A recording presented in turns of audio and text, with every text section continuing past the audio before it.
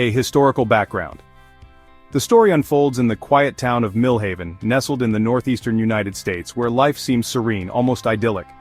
It was the kind of place where time felt slower, and the hustle of the city was but a distant hum.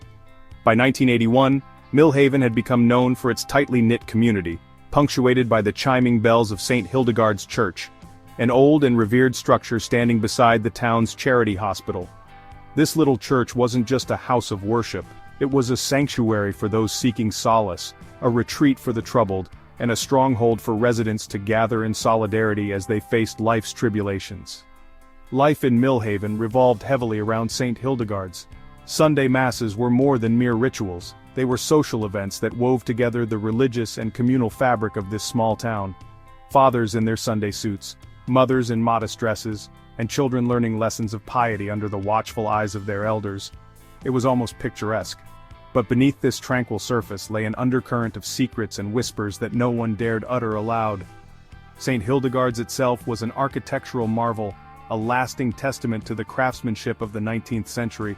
Its towering spires clawed towards the heavens, as if calling upon divine protection for the congregation within. The stained glass windows depicted serene scenes from the scriptures, casting ethereal hues of amber and crimson across the worn pews as sunlight poured in. The church, though majestic, carried an air of isolation. Attached to it was a modest clergy house, and nearby stood the charity hospital, a grim structure that symbolized both hope and despair for those seeking medical care without the means to afford it elsewhere. By 1981, the warm glow of Millhaven's seemingly unshakable faith began to feel faintly dimmer. Beneath the surface, cracks were starting to show. Rumors of discord among the clergy had begun to circulate, whispered in the alleys behind the church's back door or in hushed tones during hospital night shifts. Some murmured that Father John, the church's charismatic leader, had been under significant stress, while others speculated about the secretive behavior of certain members of the town's religious circle. Then came the night of April 12th, a date that Millhaven would never forget. The evening before Easter, the town bustled with anticipation for the most sacred day on the Christian calendar. Families prepared their Easter meals, congregants rehearsed hymns, and the clergy planned the midnight mass. Yet, amidst all this preparation, few would suspect the darkness that was just hours away from shattering Millhaven's halcyon days. St. Hildegard's, a beacon of faith, would soon become the epicenter of a scandal so sinister that it would leave the town grappling with its innocence, the strength of its faith, and the integrity of its religious leaders. This air of foreboding is crucial to understanding why the events that followed shook the town to its core. Millhaven, with its pristine reputation, would suddenly find itself engulfed in a mystery laced with betrayal, horror, and unanswered questions. Life in the town would never be the same, and even decades later, the chilling events of that spring evening would remain a shadow over its history. The shocking discovery. It was supposed to be an ordinary morning at St. Hildegard's Church. The faint light of dawn barely illuminated the quaint streets of Millhaven, as a few early risers began their routines. Inside the church, the scent of wax candles lingered ominously in the air, mingling with the faint fragrance of Easter lilies that had been arranged the night before for the coming celebration. Sister Mary, a diligent and punctual woman in her late 50s, had always been the first to arrive at the church. Her tasks included preparing the altar and ensuring everything was in perfect order for the clergy and congregants. That morning, as Sister Mary made her way through the quiet halls, she noticed something unusual. Sister Elena, the elderly nun in charge of overseeing the storage area, was nowhere to be found. It was unlike Elena to be late, especially during Easter preparations, when her unwavering discipline typically set an example for everyone else. At first, Sister Mary thought nothing of it. Perhaps Elena had found herself delayed by some trivial task, or had visited one of the sick patients in the adjacent charity hospital. But as the seconds ticked by, unease began to creep into Mary's thoughts. There was something unsettling about the stillness in the church that morning. Determined to find her fellow nun, Sister Mary made her way toward the small storage room tucked behind a side corridor of the church. This room had always been an unremarkable utilitarian space, filled with hymnals, candles, and other supplies used for church services. But as Mary approached, she was struck by a chilling detail. The heavy wooden door to the storage room, which was almost always left slightly ajar, was closed. Not just closed, but locked. Her heart skipped a beat. Sister Elena would never lock the door during preparations, let alone this early in the morning. Mary fumbled nervously through the keys hanging from her belt. The sound of the keys jangling echoed eerily in the narrow corridor, amplifying her growing sense of dread. She tried to reassure herself. Perhaps Elena had locked the door by mistake, or maybe she wasn't even inside. But as soon as she unlocked the door and pushed it open, a wave of cold air seemed to envelop her, as though the room itself was holding its breath. At first, all Mary could see through the dim light filtering in from the narrow window were the familiar silhouettes of shelves and supplies. But then, her gaze drifted downward, and she froze. Lying sprawled on the cold stone floor, surrounded by a pool of dark coagulated blood, was Sister Elena. For a fleeting moment, Mary thought it was a cruel prank or some kind of mannequin left carelessly behind, but the gruesome reality quickly sank in. The lifeless body of Sister Elena was unmistakable, her face partially obscured by her habit. Her arms were twisted unnaturally at her sides, and her robes, once pristinely white, were soaked in blood. Across her chest and neck were deep, jagged wounds as if carved with deliberate, hateful precision. The most horrifying detail, however, was what lay atop her blood-streaked body. A crudely drawn sigil, a symbol Mary couldn't recognize, had been painted in Elena's own blood on her chest. The sight was almost enough to make Mary faint. Her hands trembled as she clutched the doorframe for support, her knees threatening to buckle beneath her. For a split second Mary thought about running. The primal instinct to escape the morbid scene was nearly overpowering. But her faith, and perhaps even some deeper sense of obligation to Elena, kept her rooted in place. After taking a shuddering breath, she turned and bolted down the corridor, nearly tripping over her own feet in her haste to summon help. Her cries rang out through the church like alarm bells, breaking the morning's deadly silence. Within minutes, other church members rushed to the scene, their gasps and whispered prayers failing to drown out the oppressive atmosphere of dread. Despite their collective presence, no one dared enter the room to touch Elena's body. It was as though an invisible force held them back, a sense that crossing the threshold of the storage room risked unleashing something far darker than they could comprehend. By the time the police arrived, the church was in utter chaos. Congregants and hospital staff clustered outside, sharing fragmented accounts of what had unfolded. Officers cordoned off the area, but many of them appeared visibly shaken by the sight that greeted them inside the storage room. Detective Michael Harris, a seasoned investigator who rarely allowed emotions to interfere with his work, found himself momentarily paralyzed when he first saw the crime scene. He had worked on his fair share of violent cases, but there was something uniquely disturbing about this one. The calculated ferocity of the attack, the strange symbols, and the setting itself, a place of worship, were elements that felt grotesquely contradictory. Harris's initial observations only deepened the mystery. There were no signs of forced entry, no clear evidence of a struggle, and nothing of material value seemed to have been stolen. But the implications were undeniable. This was no random act of violence. Whoever had killed Sister Elena had done so with meticulous intent, leaving behind a scene that seemed almost ritualistic. As the day wore on, whispers began to spread through Millhaven. Some speculated that the act was the work of a disturbed outsider, while others feared something far more sinister and closer to home. In a town as tightly knit as Millhaven, the idea that one of their own could have committed such a heinous act sent shivers through the community. And so, the investigation began. But even on that first day, as detectives combed through the storage room and collected evidence, many felt a gnawing sensation in their gut. This wasn't going to be a simple case to solve. St. Hildegarde's, once a symbol of unwavering faith and unity, had now become the site of a chilling mystery that threatened to unravel the community at its core. The mysterious crime scene.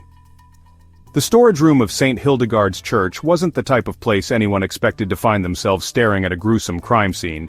A small, humble space tucked away behind a dimly lit corridor, it had always been used strictly for practical purposes, stacked with boxes of candles, extra hymnals, and neatly folded altar linens. But on the morning of April 12, 1981, the space felt as though it had been transformed into something profane, defiled by an act so sinister that it seemed to cling to the air inside the room. Detective Michael Harris stood just past the threshold of the room, his gaze fixed squarely on the lifeless body of Sister Elena sprawled across the cold stone floor. The faint morning light that filtered through the room's single cloudy window did little to soften the gruesome details of the scene. Her body, clad in the traditional white habit of her order, starkly contrasted with the dark, dried blood that was pooled beneath her and smeared onto her chest in strange, deliberate patterns. Harris instinctively took in every detail, his years of experience leading him to focus not only on what was obvious but also what was absent. He noticed immediately that the room bore no signs of forced entry. The heavy wooden door had been locked when Sister Mary discovered it, a fact that didn't sit well with Harris. Whoever had done this had either possessed a key or gained entry in a way that suggested familiarity with the church's layout, routines, and occupants. The placement of Sister Elena's body appeared disturbingly calculated. Her arms were stretched unnaturally at her sides, palms turned upward, and a series of jagged knife wounds etched across her neck and torso spoke of a rage that Harris found difficult to reconcile with the solemn, peaceful demeanor the elderly nun had been known for in life. Framing the body in blood was an ominous sigil, drawn hastily but with an unsettling precision. Harris recognized elements of the symbol from prior cases he'd studied on occult activity, a blend of geometric patterns and cryptic markings that hinted at something ritualistic. Along with the careful placement of the body and the apparent symbolism behind the wounds, the sigil suggested that whoever was responsible was not only practiced but deliberate in their actions. The walls of the room, predictably lined with shelves of supplies, were untouched. Candles stood unlit, collecting dust. Wooden crates pressed neatly against the walls were undisturbed, save for a trace of the same crimson substance streaked faintly atop one of the boxes, likely left by the murderer's hand. The lack of overt struggle meant it was likely Sister Elena hadn't been able to fight back. Even more chilling, it raised the possibility that she might have known her killer, or that the attack had been a calculated ambush. Harris crouched next to a small puddle of coagulated blood within a few feet of the body. While his gloved hand hovered centimeters over the surface, he noticed slight variations in the pooling patterns that hinted at the movement of the body post-mortem. It wasn't uncommon for killers intent on sending a message to manipulate their victims even after death. As disturbing as it was, it provided Harris with information he could use to piece together the scene. What struck him most about the room, however, was the chilling silence that seemed to envelop it. Even the soft murmurs of police officers and the muffled cries of church staff out in the nearby corridor felt distant here. It was as though the room itself had been sealed off from the rest of the world, cocooned in its own haunting reality. "How long has this door been locked?" Harris asked, his voice low but firm as he turned toward Sister Mary, who stood trembling just outside the doorframe. "Since last evening," Mary whispered, her normally steady hands clasped together to keep them from shaking. "It's always open for preparations, but this morning it was locked. I just don't understand." Her words broke off into a soft sob, but Harris didn't press her further. Instead, he scanned the room once more, this time letting his eyes trace over the faint tracks of dried blood that led from the body toward a small stack of folded altar garments. He filed it away mentally. Every streak, every pattern had a story to tell. There were no signs of personal belongings scattered nearby, no misplaced objects indicating a struggle, and no windows forcibly opened. The sheer tidiness of the scene stood in stark juxtaposition to its horrifying centerpiece, amplifying the sense that this act had been planned down to the smallest detail. The first responders on the scene had already begun their meticulous cataloging process, snapping photographs, marking evidence, and dusting for fingerprints.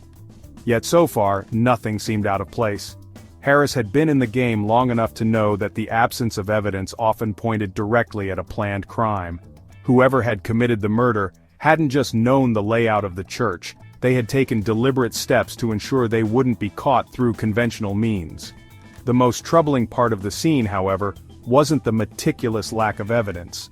It was the unshakable feeling that, by stepping into this room, they had crossed into something far darker than any of them were prepared to confront. Something that wasn't merely a crime of passion, but an act of symbolism, intent, and fanatic purpose. As Harris straightened, his mind raced with the implications. There was no question in his mind that the crime had ties to something bigger. The sigil alone suggested ties to occult practices, but who in a quiet, devout town like Millhaven could possibly harbor such dark intentions? Other officers shuffled uneasily in the corridor, none volunteering to step inside. To them, St. Hildegard's was sacred ground, a place meant to be pure. Yet staring at the dark stains splattered across the worn stones, Harris couldn't help but feel that this room, whatever its purpose before, had now become a part of something profane. "Take everything," he ordered finally, breaking the tense silence. "Photograph every angle, test every surface. If there's even a trace of whoever was here last, we'll find it." As his team began their grim work, Harris allowed himself a moment to glance back at Sister Elena's lifeless body. The delicate lines etched into her face, a face marked by peace in life, were contorted with pain, yet even in death the tragic serenity of her expression seemed to plead for justice. It was a plea Harris intended to answer, no matter how dark the road ahead would be. Who was Sister Elena? To those who had known her, Sister Elena was more than just a nun. She was the heart of St. Hildegard's Church. At 68 years old, she had dedicated over 4 decades of her life to the service of God, the Church, and the people of Millhaven. Born in a small farming town 2 states away, Elena Francisco came from a devout Catholic family that instilled in her a powerful sense of duty and morality at a young age. Her father, a strict yet tender farmer, and her mother, a compassionate midwife, raised her alongside 4 younger siblings, teaching them the importance of faith, charity, and resilience. Elena was said to have experienced her calling at the age of 16, during a particularly challenging year for her family. Their farm had suffered devastating losses from a drought, and her mother had been gravely ill.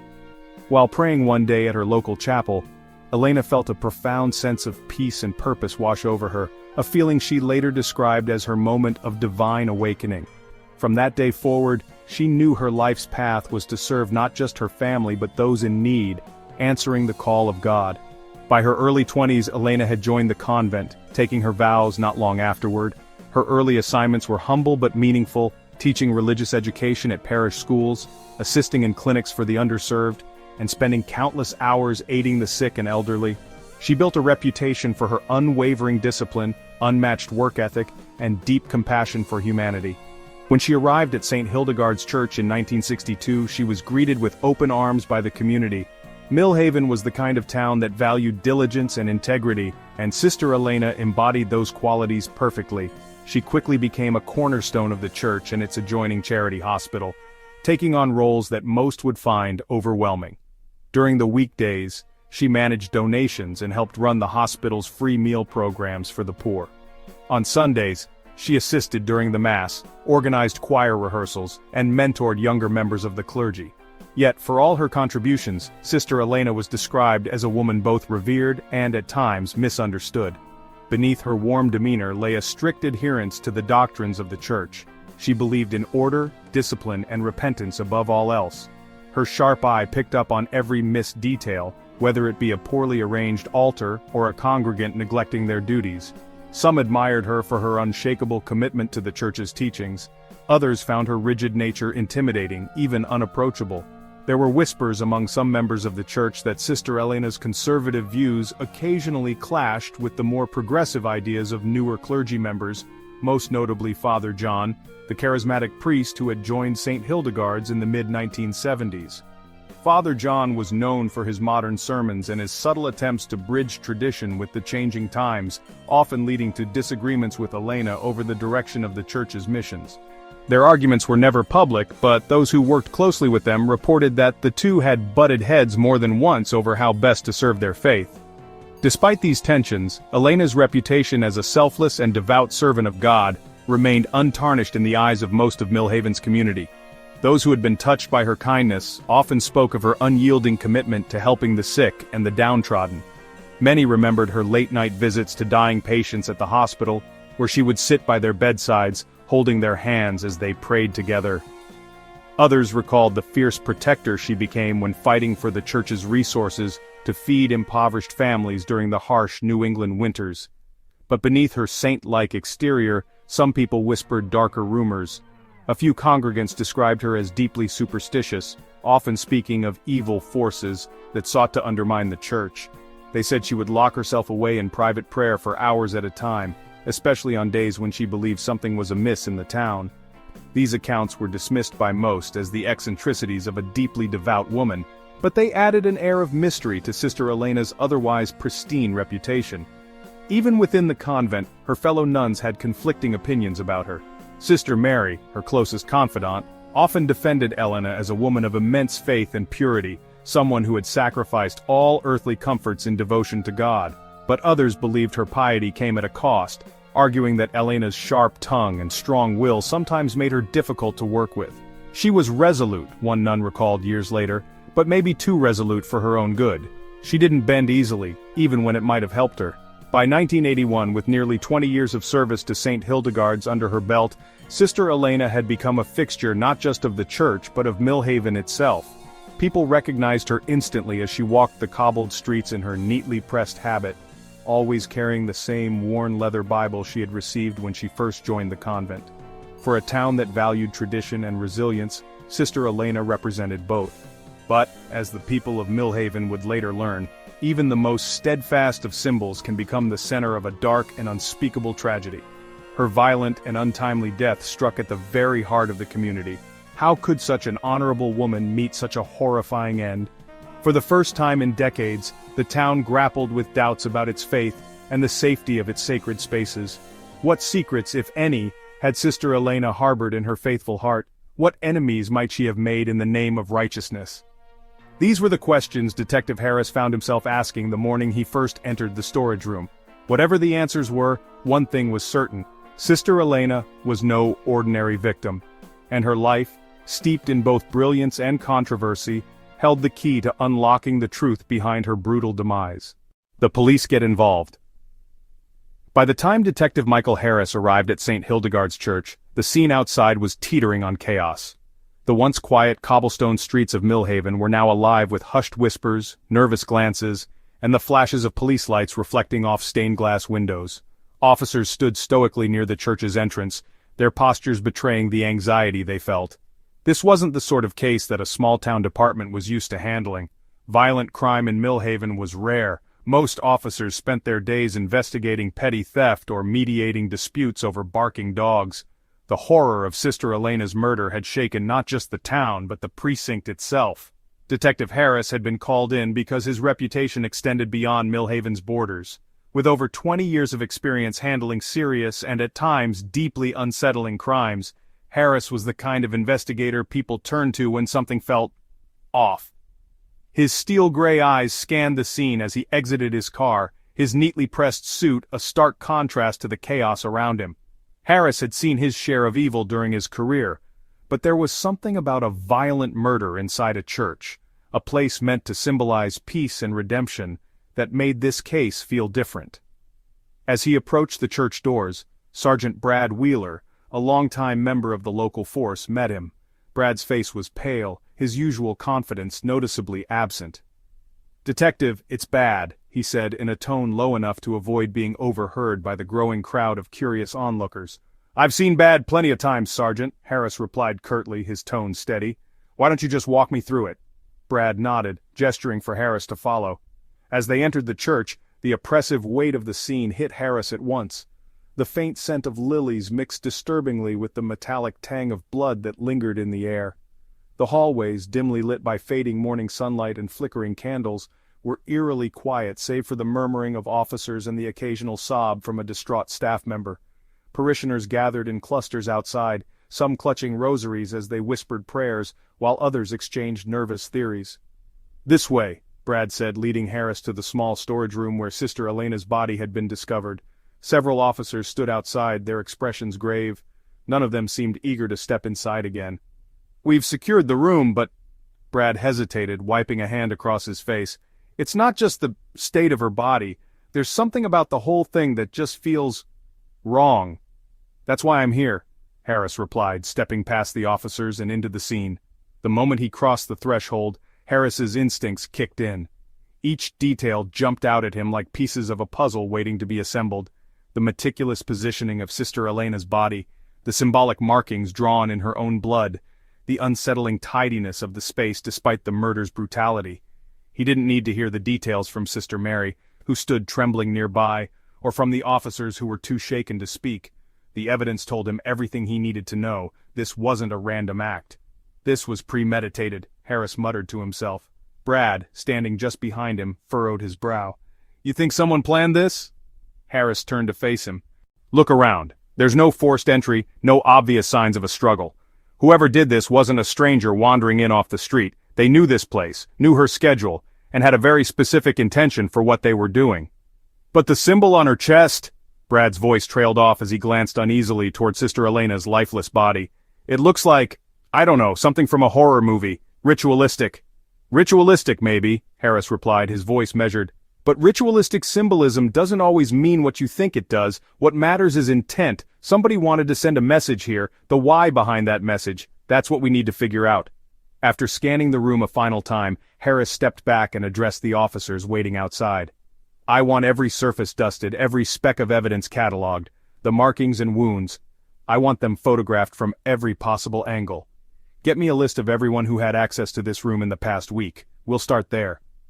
Despite his commanding presence, Harris couldn't ignore the heavy atmosphere that seemed to cling to the air inside the church. It wasn't just the gruesome nature of the crime, it was the palpable fear that radiated from every person he spoke to. Millhaven wasn't used to uncertainty or malevolence. The idea that someone in their small, tight-knit community could commit such a brutal act was unthinkable. As Harris began interviewing witnesses, the same names kept coming up. Everyone seemed to have something to say about Sister Elena, how dedicated she was, how deeply devout, how much she meant to the community. But there were also whispers of tension. Some congregants mentioned her rigid personality, her conflicts with Father John, and her obsessive discussions about protecting the church from unseen evils. Father John himself arrived midway through the police investigation, his usually composed demeanor visibly shaken.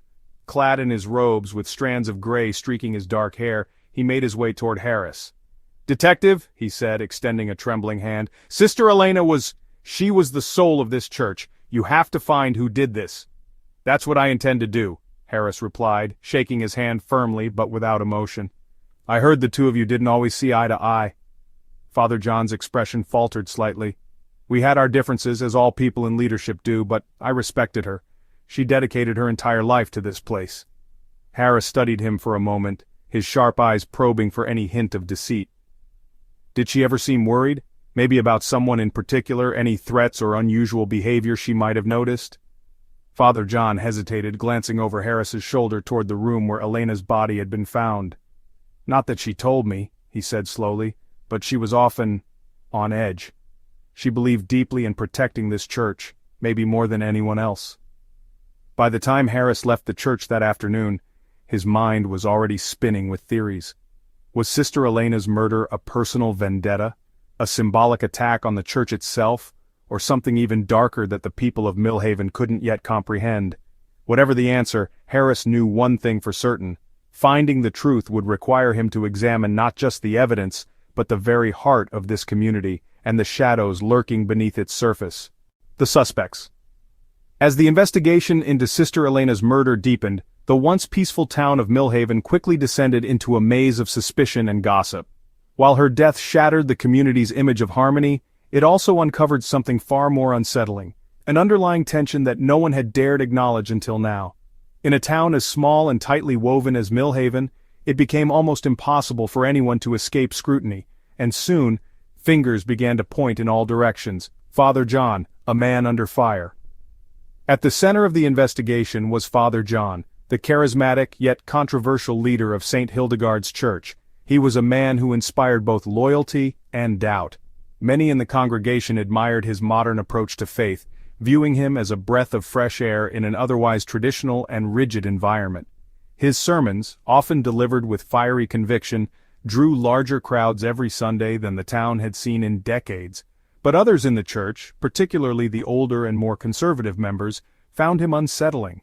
His attempts at reform, loosening certain strict traditions, embracing new interpretations of Scripture, and his openness to progressive ideas, had rubbed several clergy members the wrong way, none more so than Sister Elena. Rumors about his role in the tragedy began almost immediately after the discovery of her body. Several churchgoers whispered that Father John had a heated argument with Elena just days before her death. Eyewitnesses claimed to have seen the two in the church courtyard, their voices raised enough to echo down the otherwise tranquil street. Sister Elena had been adamant about preserving old customs, saying things like, "We must hold steadfast against change or the church will lose its true purpose." Father John, on the other hand, reportedly accused her of clinging to outdated ideals that alienated the younger congregation. Adding fuel to the fire were murmurs of a much darker nature. Some congregants began to question Father John's personal life. Despite his outward charm and spiritual leadership, his regular late-night meetings, held behind closed doors in the rectory with a small group of unknown visitors, began to draw suspicion. A few members of the clergy even suggested that his knowledge of obscure religious symbols, not usually associated with Catholicism, was more than just academic. The sequence of events surrounding Elena's death caused certain factions within the church to quietly wonder. Could Father John's modern ideas stem from something unholy? The mysterious church groundskeeper. The investigation also turned toward another figure who had long lingered in the background of St. Hildegard's, Matthew "Matt" Carver, the church groundskeeper. A man of few words and an intimidating physical presence, Matthew rarely interacted with the congregation. He had been hired years earlier in a time of desperate need, and though he worked diligently tending to the gardens and maintaining the church property, many found him peculiar, if not unsettling. Matthew lived in a small, shabby cabin on the church grounds, a space often described as more of a hermit's hiding spot than a home. Parishioners rarely saw him leave the property except late at night when he would wander into the woods that bordered the church. When asked about it, he'd simply say, "The woods help me think." While there was no direct evidence connecting Matthew to Sister Elena's murder, elements of his behavior in the days leading up to the crime drew attention. Several staff members reported that Elena had confronted Matthew over his increasingly erratic behavior, claiming he made her uneasy.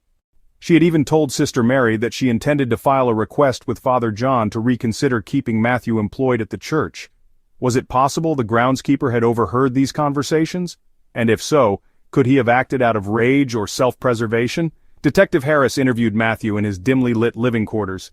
Sitting across from the hulking man, Harris noted his calloused hands, the dirt under his fingernails, and the way his eyes barely met the detective's gaze. Despite Matthew's lack of an alibi, he denied knowing anything about the murder. Still, something about his demeanor suggested he carried secrets, if not about Sister Elena, then about something else entirely.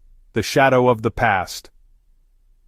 As Harris delved further into Millhaven's history, he uncovered troubling whispers tied to the church's past. A decade prior, there had been allegations, never fully investigated, of inappropriate behavior by a senior clergy member.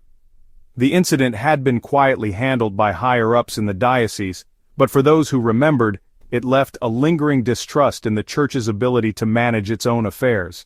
Harris began to wonder, could someone in the church have been harboring a deep resentment that finally boiled over into violence? Adding to the complexity were reports about Elena herself. Though deeply respected, she was a divisive figure at times. Her steadfast commitment to the church's traditions and her refusal to tolerate what she perceived as moral corruption had earned her admiration and enemies. Rumors began to surface that Elena had been gathering evidence of impropriety within the clergy. Could her murder have been an act of silencing a community of fractured trust? The spotlight also turned toward the congregants of St. Hildegard's Church. Despite its serene facade, Millhaven was not without its share of secrets. Neighboring townships often spoke of Millhaven residents as almost too perfect, too tightly bound by their moral convictions to allow for imperfections to surface publicly. The death of Sister Elena, however, shattered that illusion. Soon stories began to surface of long-held grudges, quiet disputes and silent enmities festering within the church's seemingly pious community. One parishioner claimed to have seen Elena speaking with a young woman who was clearly upset, crying even, just a few days before the murder. Another reported overhearing an argument between two local men, where one angrily referred to Sister Elena as a meddling old woman who didn't know when to quit. Harris quickly realized that the list of potential suspects seemed to grow longer by the day. The question wasn't just who might have killed Sister Elena, but why. What about her life or her actions had stirred someone to commit such an unspeakable act? The shadows thickened. As the investigation expanded, Harris began to sense a peculiar pattern. Every potential suspect, from Father John to the groundskeeper to members of the congregation, seemed to carry their own secrets. Secrets that could explain a motive but not quite solve the puzzle. The shadows surrounding Sister Elena's murder grew thicker with every new lead uncovered. Was the killing a personal vendetta? A calculated attempt to enforce silence? Or something even darker, rooted in the arcane sigils etched into her chest? Harris knew that to unravel the truth, he would have to confront not just the people of Millhaven, but the haunting legacy of the church itself, and its role in safeguarding secrets that were never meant to be revealed. The discovery of the murder weapon. The investigation into Sister Elena's murder had been at a frustrating standstill for weeks. Detective Michael Harris and his team had exhaustively pored over the crime scene, interviewed dozens of witnesses, and sifted through evidence with meticulous precision. But despite their efforts, the case remained shrouded in unsettling ambiguity. No one could provide a clear enough motive, no suspect had been definitively tied to the crime, and no murder weapon had surfaced, until one cold, rainy morning that threatened to shift the case entirely. It happened during what initially seemed to be a routine search for overlooked evidence. Harris had ordered a deeper investigation into personal spaces within St. Hildegard's after noting inconsistencies in Father John's statements during his questioning. The priest, though cooperative on the surface, had been hesitant to discuss the contents of his private quarters. Something about his guarded demeanor, his uneasy glances, his vague answers had gnawed at Harris's instincts. "Search every room in the rectory," Harris announced to his team earlier that morning, his voice firm despite the exhaustion setting in. "I don't care how long it takes or how uncomfortable it might make some people. If there's something to find, today we're finding it." By midday, just as Harris was beginning to doubt that their efforts would uncover anything new, one of the officers burst into the rectory common room where Harris was reviewing files. The young officer's face was pallid, and his breathing was shallow, as though he had sprinted the length of the corridor. "Detective!" he exclaimed, holding up a sealed evidence bag with trembling hands. Inside was a blade, its polished surface dulled by faint stains that hinted at something sinister. Harris stood slowly, his eyes narrowing as they focused on the weapon. It was a ceremonial knife, ornate in design, with a bone handle carved with intricate patterns.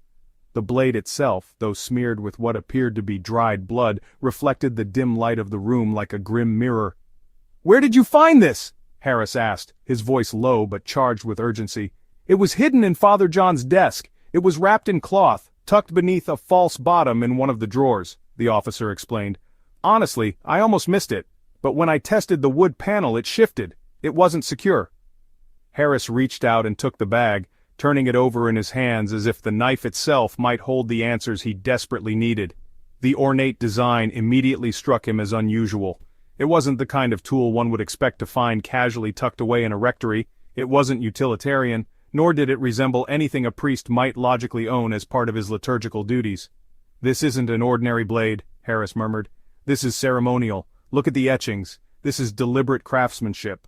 Whoever brought this here knew it would attract attention if discovered. That's why it was so carefully hidden."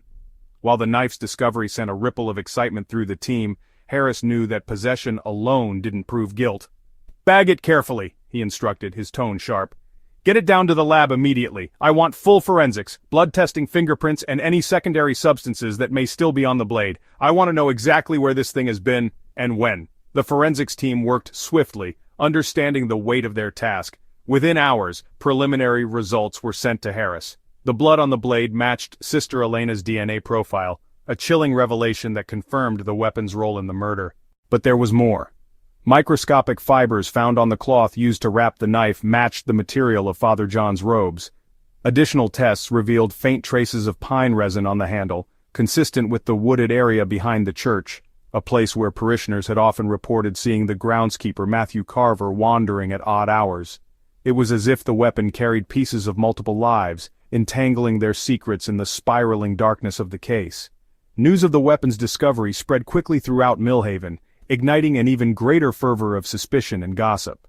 The townsfolk were equal parts horrified and fascinated. Everyone seemed to have their own theory. Some were convinced this implicated Father John beyond a shadow of a doubt, while others speculated that the knife may have been planted by someone seeking to frame him. As Harris turned the findings over in his mind, he couldn't ignore the uncomfortable possibility that the weapon had been deliberately hidden not just to conceal guilt, but to misdirect the investigation. The circumstances were too calculated. Why had the knife been stored in such an obvious place, inside a desk in a room so readily associated with Father John? Why not discard it, bury it deep in the woods, or destroy it entirely? The discovery felt too convenient, almost as though someone had left it there to be found. Later that evening, Harris summoned Father John for a second round of questioning. The priest sat across from him, his once unshakable confidence now eroded into nervous fidgeting. "I need you to explain something to me," Harris began, placing the photo of the ceremonial knife between them on the table. "Do you recognize this blade?" Father John's breath seemed to catch for a moment before he looked down. His face shifted from pale confusion to something closer to incredulity. I don't know where that came from," he said, shaking his head.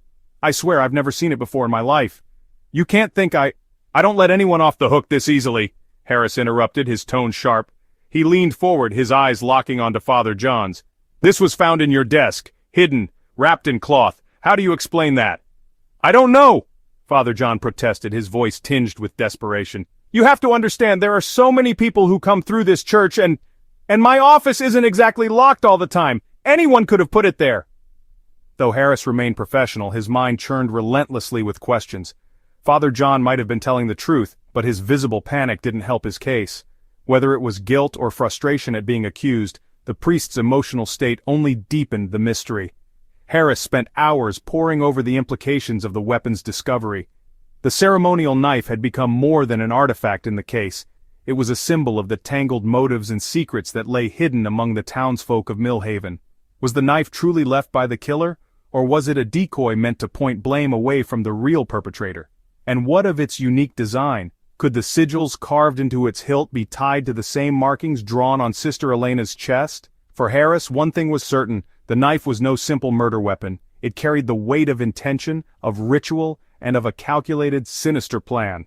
And though the discovery shed light on part of the mystery, it also cast deeper shadows over the story of St. Hildegard's, a story that grew darker by the day.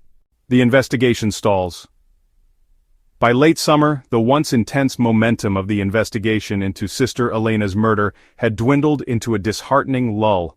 For months, Detective Michael Harris and his team had pursued every lead, pieced together cryptic fragments of evidence, and interrogated every potential suspect in Millhaven. But despite their exhaustive efforts, the case, like a foggy morning over the church spires of St. Hildegard's, refused to become clear. Millhaven, once a town brimming with quiet certainty, now existed in a state of unresolved tension. The whispers of townsfolk, once crowded with suspicion and urgency, began to morph into frustrated resignation. Theories became recycled, small details magnified into tall tales, and for some, the weight of not knowing shifted from anxiety to a quiet, simmering anger.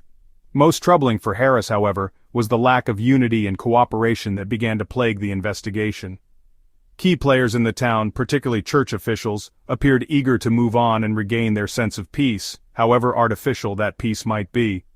St. Hildegard's Church, a sacred institution that had stood resilient for decades, started to feel more like a fortress than a sanctuary. Some clergy members, who had initially championed the inquiry and vowed transparency, began to grow more guarded, offering polite yet dismissive responses to follow-up questions. The bureaucracy of the diocese, too, added obstacles. Requests for deeper investigations into St. Hildegard's financial and personnel records were met with delays, veiled excuses, or outright denials. Detectives were stonewalled by phrases like, "to protect the sanctity of the church's reputation," or "out of respect for the deceased." Harris had learned long ago that such thinly veiled defenses often masked something far more sinister. Father John, the once charismatic leader at the forefront of many suspicions, had also become an enigma. Though not officially charged, the mounting circumstantial evidence against him, combined with his increasingly defensive behavior, had fractured his standing within Millhaven. The ceremonial blade found in his office became a flashpoint for public debate. While some insisted he was being wrongly blamed, others believed his very presence was tainting the investigation. The strain took its toll, and one morning, Harris received a notice that would change the direction of the case entirely. The diocese had decided to transfer Father John to a remote parish in another state, citing the unprecedented stress he had endured during the case. For Harris, it was a move that felt calculated.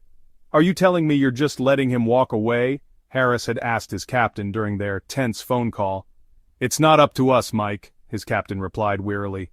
"The church has their own jurisdiction over their employees, and unless we've got something more concrete than circumstantial forensic evidence tying that knife to him, we don't have the grounds to stop them." Harris gritted his teeth in frustration. It wasn't just about Father John leaving Millhaven, it was the message it sent. The townspeople, who had deserved resolution, were instead left with yet another unanswered question, and Harris felt like his hands were tied tighter than ever. Stagnation turns to silence. As summer gave way to fall, the investigation began losing resources. The once grateful townsfolk, who had supplied hot coffee and prayers to the officers at first, slowly withdrew back into their routines. Detectives were reassigned to more pressing matters. Jurisdictional disputes between the local precinct and state authorities dragged out longer than Harris had patience for, and the media coverage began to fade in favor of fresher, more sensational headlines. This left Harris and a skeleton crew trying to navigate a case that had already grown cold. Night after night, Harris sat in his cramped office, poring through the same photos, the same transcripts, and the same forensic reports. The lingering puzzle gnawed at him. Had someone intentionally buried this case from within the walls of the rectory? Did the ceremonial knife, its strange sigils, and its hidden placement mean something more than what they could yet understand? But Harris wasn't given the luxury of time. On November 1st, without warning, an official memo landed on his desk. Case PA 81412 officially declared inactive. The language of the report was technical yet cold, listing the myriad reasons for the suspension: insufficient evidence, lack of new leads, and no immediate threat to public safety. It concluded with vague promises of future reevaluation should new information emerge, and cited the church's continued cooperation as a reason for halting further investigative pressure on St. Hildegard's. For Harris, it was as if someone had taken a blade to the veins of the case, letting it quietly bleed out until nothing remained. A town left without closure. When news of the investigation's suspension reached Millhaven, reactions were as conflicted as the town itself. Some breathed a sigh of relief, not necessarily because they believed the mystery had been resolved, but because they wanted it to disappear.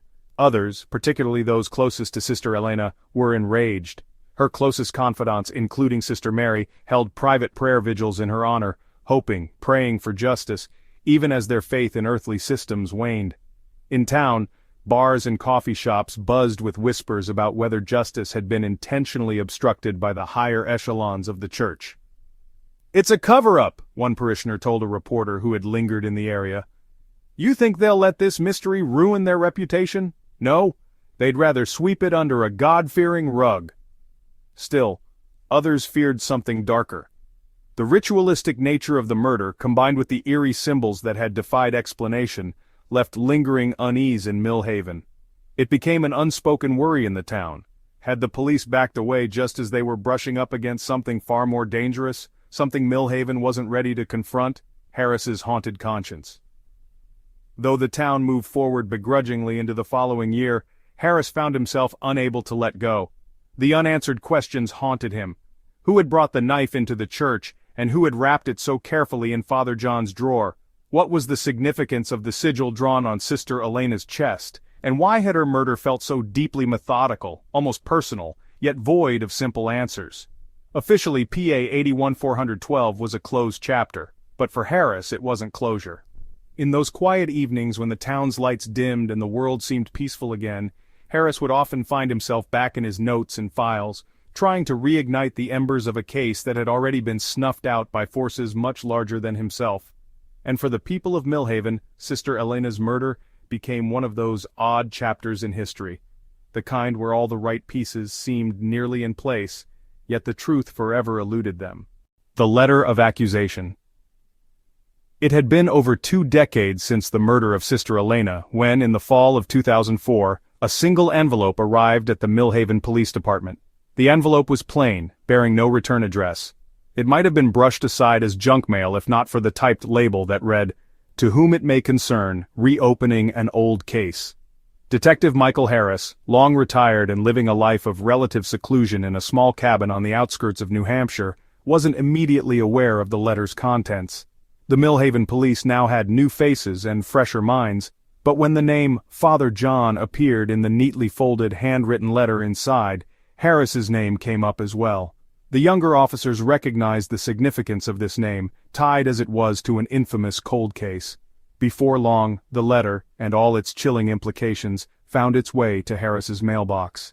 "Detective," the letter began, "you don't know me, but like you, I have questions about the night Sister Elena was murdered, questions that have haunted me for most of my life. I believe I have answers you've been searching for, and I believe Father John is not the man you think he is." The letter, written in a careful but shaky hand, was revealed to have been penned by a 31-year-old woman named Claire Donovan, a former resident of Millhaven, and an estranged member of the church. Claire hadn't lived in town for nearly 15 years, having left soon after her teenage years.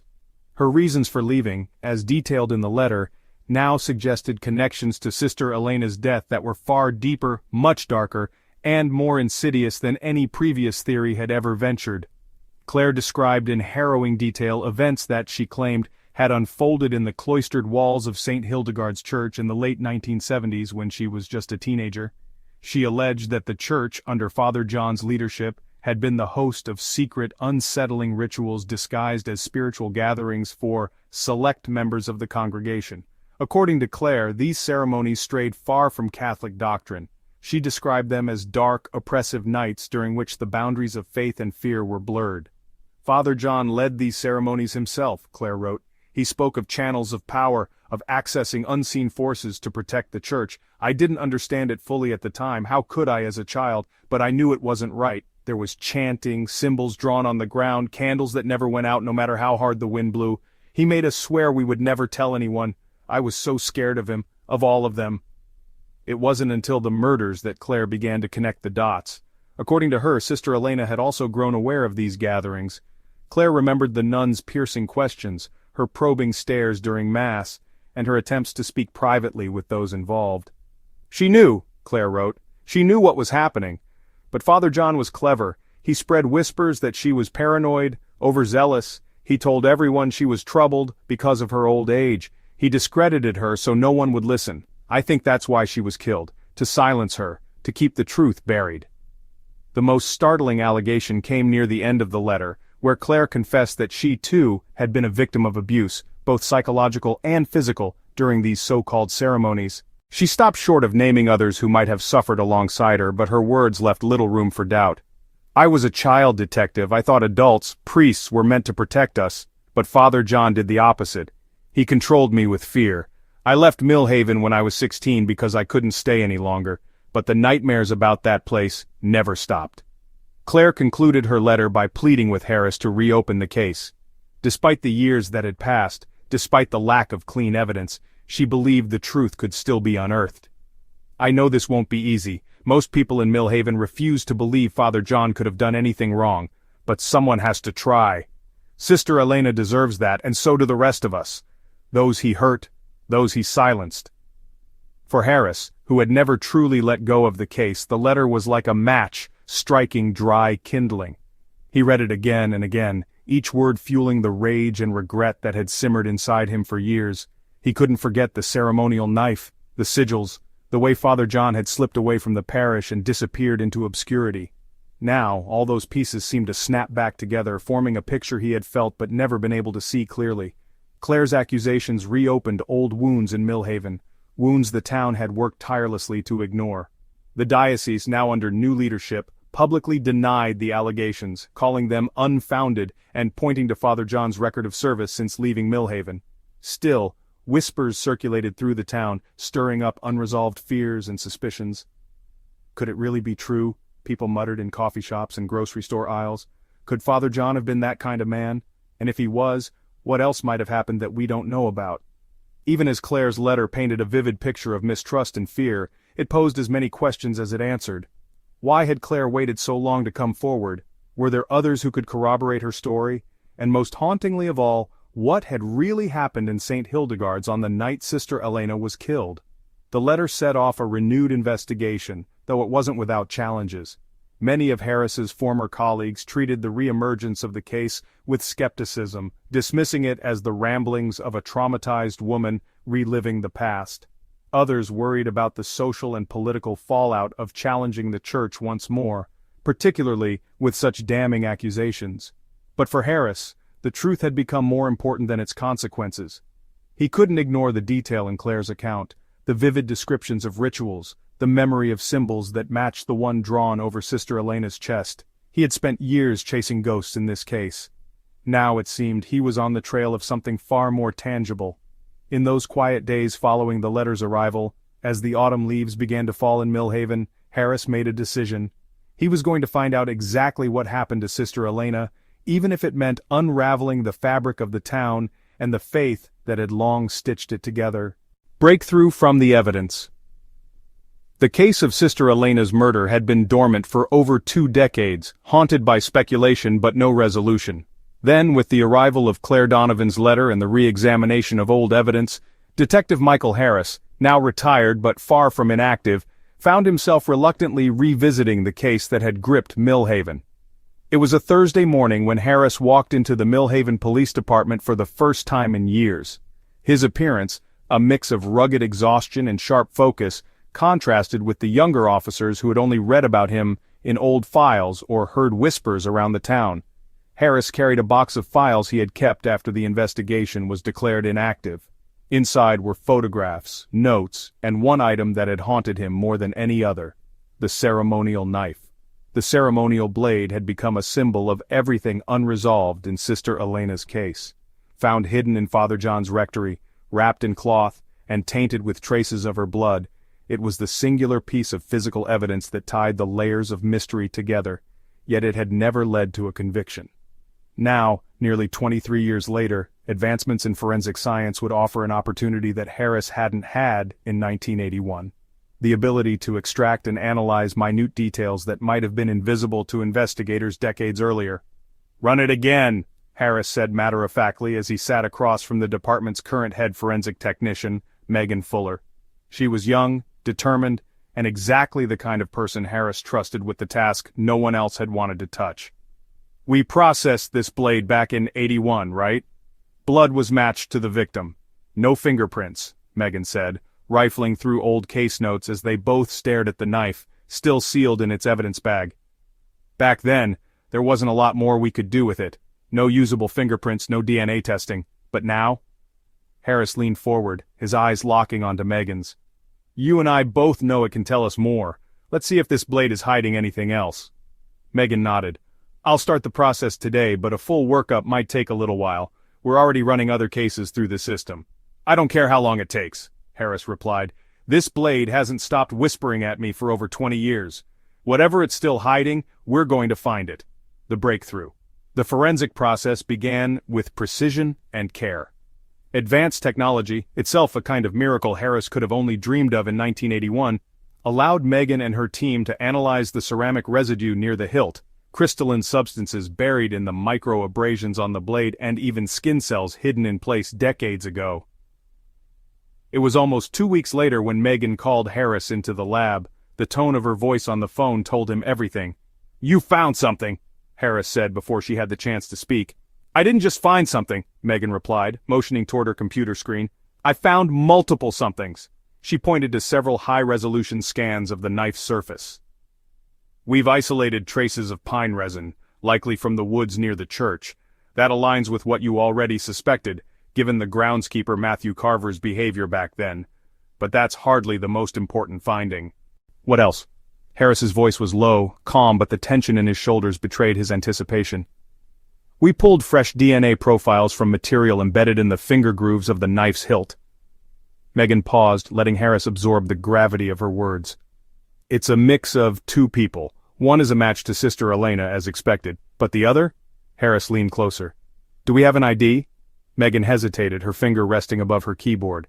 "We couldn't get a complete match, but we've already narrowed it down. It's a male profile, and based on our limited database from 81 church records, it's consistent with what we know about Father John's genetic markers." "Consistent, but not exact?" Harris asked, narrowing his eyes at the implication. "It's not absolute," Megan admitted. "But if I had to bet, his DNA's on this knife." Harris let that sink in. It wasn't conclusive evidence, but it wasn't nothing either. "Anything else?" he pressed. "There's more," she said. "I found another layer of forensic evidence, something we've never considered because it wasn't visible to the naked eye. There are remnants of chalk dust embedded along the blade and hilt. The composition and granularity are consistent with the type of chalk used to draw ceremonial markings, like sigils." She turned the monitor to show a comparison image of chalk residue next to archived photos of the sigil drawn on Sister Elena's body. "Are you telling me the weapon and the sigil are directly linked?" Harris asked, his voice tense. Megan nodded. "It's likely the same chalk. Whoever drew that symbol used the weapon to retrace it, smudging the dust onto the hilt. And there's one more thing, residual traces of incense consistent with myrrh and frankincense. Traditional, yes, but also used in specific occult rituals." Harris exhaled deeply, rubbing his temples as the weight of the findings sank in. So now we know this wasn't random. Whoever killed Sister Elena had a purpose. Whether it was symbolism or something bigger, someone wanted her death to carry meaning. A renewed lead. The lab results changed everything. For the first time in years, Harris had something concrete, something beyond the swirling rumors and fragmented memories of Millhaven's residents. The DNA wasn't absolute proof, but it meant some connection to Father John or someone close to him. The chalk and incense residue linked the weapon directly to the scene, tying the act of murder to what could only be described as ritualistic intent. Armed with this new information, Harris requested interviews with anyone alive who had been connected to St. Hildegard's at the time of the murder. Father John, now in his 70s and retired to a parish across the state line, was once again at the top of Harris's list. "I'd hate to interrupt your peaceful retirement, Father," Harris murmured to himself as he stared at the priest's most recent address, "but we've got unfinished business." With every passing day, Harris felt the puzzle pieces aligning. The knife had always been the key, and now that it had started to speak, Harris was determined to follow the trail it left behind. Though much remained uncertain, one thing was clear. The breakthrough wasn't just a victory for the case, it was a reckoning for Millhaven. 23 years of silence, secrets, and shadows were about to come crashing into the light. The groundbreaking trial. It was the kind of trial that small towns like Millhaven never saw, the kind of trial that held the entire community, and beyond, in a frenzied grip. People would gather outside the courthouse steps every day, lining up early in the morning just for the slimmest chance to hear the proceedings from the gallery.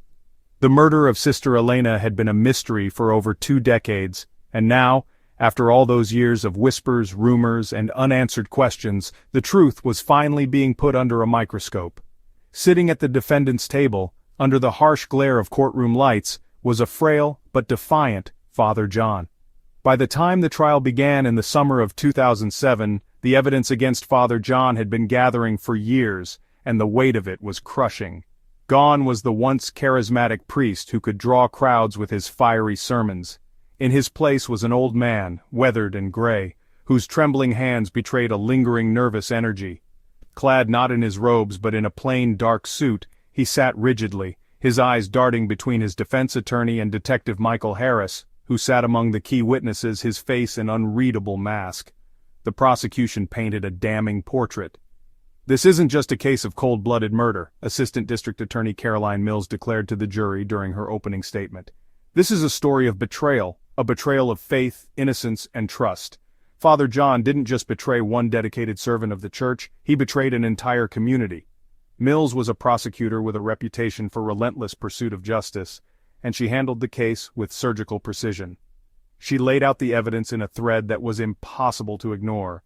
The ceremonial knife with traces of Sister Elena's blood and symbols, the DNA evidence that connected Father John to the item, and Claire Donovan's damning testimony about the secret rituals he conducted under the guise of church gatherings.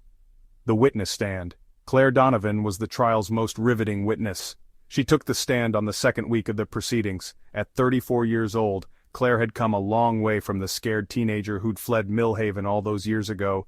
Now a fiercely composed woman, she carried the kind of grace forged through hardship. Yet, as she began testifying, the pain of her past came flooding back. The rituals he led, they were disguised as special gatherings for the faithful few. He called them ways to strengthen the church, to protect it from forces outside that wanted to destroy it, Claire said, her voice cracking slightly as the courtroom hung on her every word. But they weren't about faith. They were about power, control, fear. Claire described the chanting, the candles illuminating the darkened halls of St. Hildegard's, and the symbols Father John would draw with chilling precision. Her most haunting testimony, however, was about Sister Elena. "She knew," Claire said, her voice wavering yet firm. "Sister Elena was already suspicious. She started asking questions, quiet ones at first, mostly trying to protect us, but Father John caught wind of it and he twisted it. He made the congregation think she was losing her mind, that she was too old and out of touch to lead." Caroline Mills leaned closer to the jury, her tone sharp and clear. "Do you believe that Sister Elena's concerns were the reason for her murder?" Claire nodded, her lips trembling slightly. "Yes," she said hoarsely, "I think she was silenced. He wanted her out of the way before she could expose him for what he really was." For the defense, Claire's testimony was a nightmare. Father John's attorney, a seasoned criminal litigator named William Addison, couldn't ignore her words. His cross-examination focused on her memory, attempting to poke holes in her account. "You were a teenager at the time, Mrs. Donovan," Addison said, pacing slowly in front of the witness stand. "Impressionable, emotional. Isn't it possible that you may have exaggerated or misinterpreted the events you claim to recall?" Claire, unwavering, met Addison's gaze with an iron demeanor. "If anything, I downplayed them," she shot back, her words rippling through the quiet courtroom. "But you weren't there. You didn't live it. I did." Michael Harris's testimony. Detective Michael Harris's testimony was another linchpin in the trial. Harris, still ruggedly persistent despite his retirement, walked up to the stand carrying the weight of decades of frustration and unanswered questions. He began by walking the jury through the evidence, detailing how the knife's ornate design and DNA evidence had pointed to Father John not only as the owner, but as being directly connected to the murder. "It wasn't just the knife," Harris told the jury. "It was everything about it, its placement, wrapped in cloth and tucked away in the bottom of the father's desk. This wasn't carelessness. This was deliberate. It was hidden, but not so hidden that it couldn't be found eventually. Almost like a breadcrumb left behind to confuse and complicate any investigation." "Detective," Addison interrupted during cross-examination, "you've stated previously that the DNA evidence was not absolute. Isn't it true that the profile found on the knife was merely consistent with Father John's genetic markers, not an exact match?" Harris didn't blink. "Consistent in forensic genetics means statistically probable to the point of certainty, counselor. Add that to everything else, and I think you know what we've got. Reactions from the public." Meanwhile, Millhaven was gripped with division. Outside the courthouse, picket lines formed each morning, half the crowd demanding justice for Sister Elena, the other half defending Father John as an innocent man being persecuted by rumors and circumstantial evidence. Handmade signs hung above the fray proclaiming justice for Elena and faith on trial. For the people of Millhaven, the trial became more than just a murder case. It was a battle over faith, trust, and the deep wounds the mystery of Sister Elena's death had inflicted on their community. Long-buried rivalries resurfaced. Old friends avoided each other in church pews.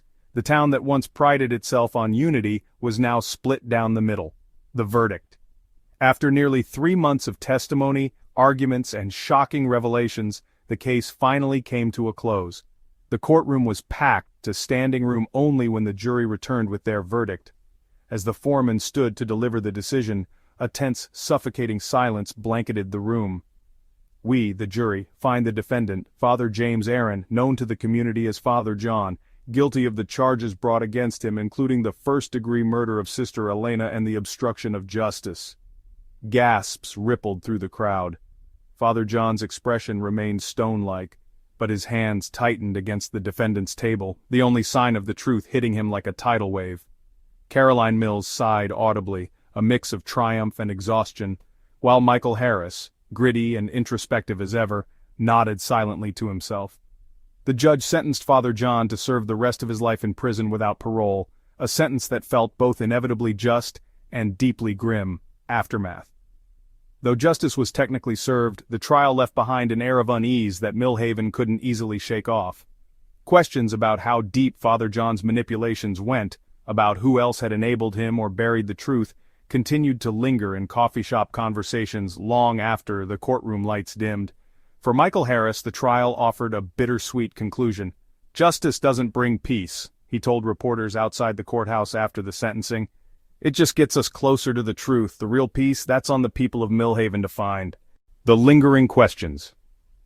Even after the gavel pounded to declare the case closed, the shadow of Sister Elena's murder refused to lift from Millhaven. The conviction of Father John brought a fleeting sense of resolution, a momentary victory for those who'd fought tirelessly to uncover the truth.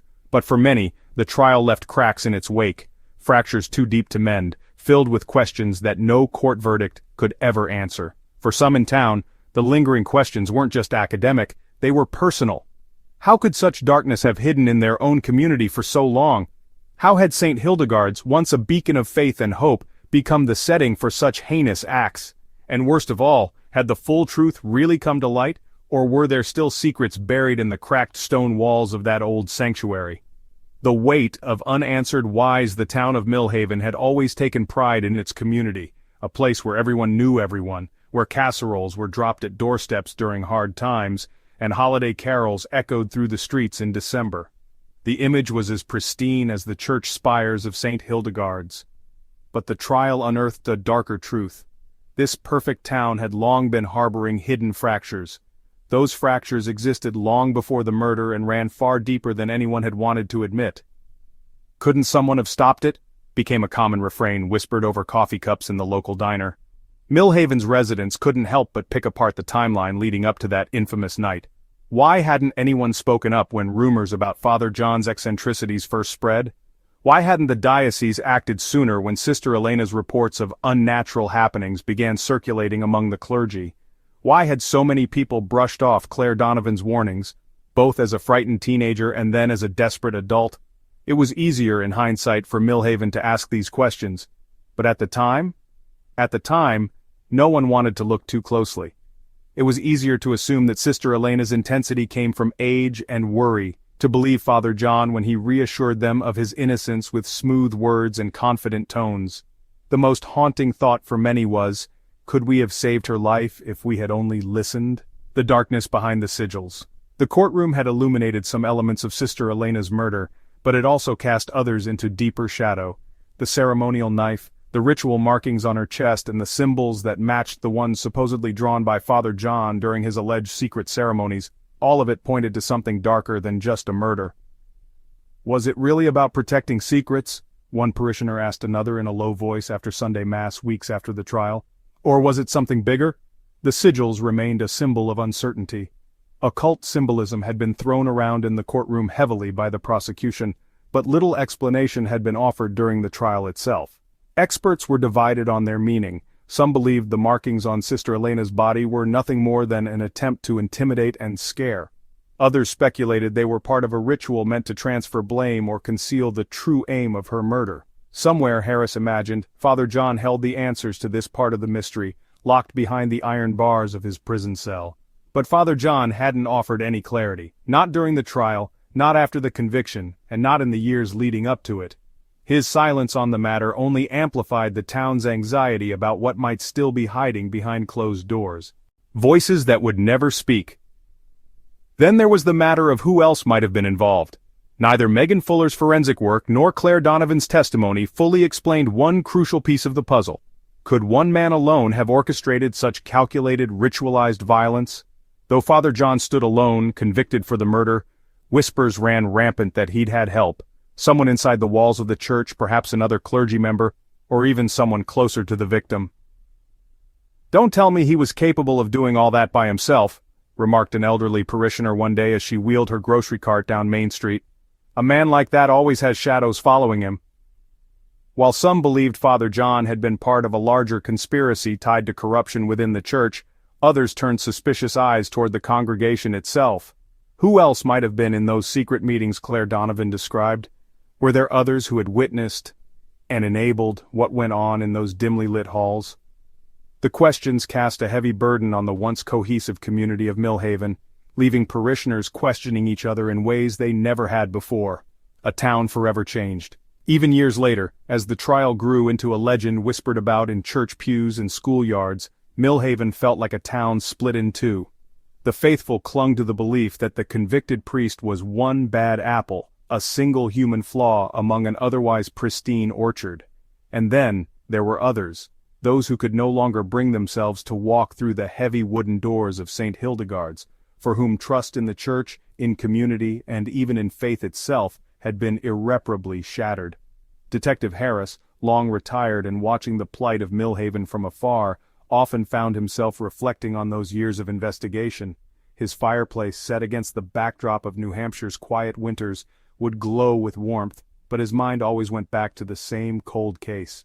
From time to time he'd pull out the files, now yellowing with age but still sharp in their clarity. The ceremonial knife, Sister Elena's haunting photo, and even Claire Donovan's letter were all locked away in his personal archives, but they weren't truly locked away from him. Was there something I missed?